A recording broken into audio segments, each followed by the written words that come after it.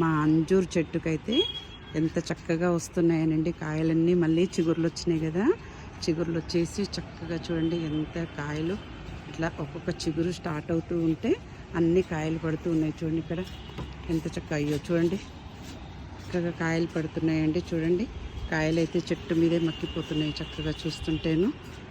రోజుకు 1-2 రోజులకు 2 ఇప్పుడు అప్పుడప్పుడు ఇట్లా వారంలో ఒక 3-4 కాయలు అయితే కంపల్సరీ వస్తున్నాయండి. ఇవైతే కింద నుంచి కూడా ఎంత చక్కగా చిగురులు వచ్చేసి చక్కగా మళ్ళీ కాయలు పడుతున్నాయి. చూడండి ఇది కూడా చిగురు వచ్చేసి ఇట్లానే స్టార్ట్ అయిపోయింది. ఇది పెట్టి కూడా నేను ఒక 5 years పైనే అయిపోయింది.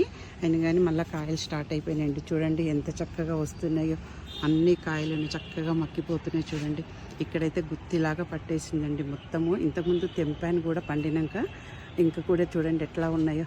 ఇక్కడ మళ్ళీ ఇక్కడ కూడా లోపలికి కూడా స్టార్ట్ అయిపోయినాయి. చూడండి ఇదేం లేదండి, నేను ఈ మధ్యనే ఒక పెద్ద డ్రమ్లోకి మార్చాను. ఇంతకుముందు అయితే నేను ఇట్లా ఇంత చిన్న దాంట్లోనే ఉండింది పెయింట్ బకెట్లో. ఈ మధ్య చెట్టు ఇంకా బాగా ఇదవుతుంది, బలంగా అవుతుంది అన్న దాంతో ఒక పెద్ద దాంట్లోకి మార్చాను. నేను చెప్పాను కదా దీనికి ఏ ఎరువులు ఇవ్వనండి, ఇలాంటి డబ్బాలు తీసుకొని చూడండి, ఇలాంటి డబ్బాలలోనూ నేను కిచెన్ వేస్ట్ వేసి మట్టి వేసి ఇలా కలిపేసి ఇక్కడ పెడతాను అంతేనండి. ఇంకా ఏదైనా 15 రోజులకు ఒకసారి మట్టి అంతా ఇలా మొత్తం గెలిగిస్తూ ఉంటాను అంతేనండి.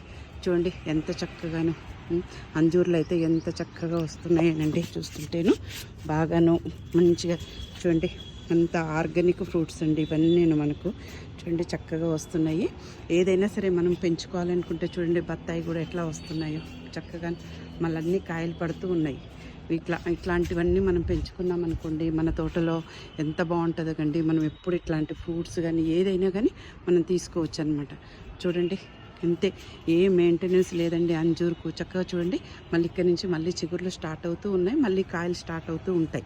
మీరు అంతే, దీనికి ఏది పురుగు కానీ ఏది కానీ నేను ఇంతవరకు దీనికి పురుగు కూడా చూడలేదండి. అంత చక్కగా వస్తున్నాయి కాయలు మాత్రము. ఇంత ఆర్గానిక్గా పెంచుకోవాలంటే చక్కగా ఇలాంటి కొంచెం పెద్ద డ్రమ్లో పెట్టుకుంటే మాత్రం మనకు చాలా ఉపయోగకరంగా ఉంది. చిన్న దాంట్లో కాకుండా ఇట్లా పెంచుకున్నాం అనుకోండి చూడండి ఇలాంటి ఫ్రూట్స్ మనం తీసుకోవచ్చు చక్కగాను.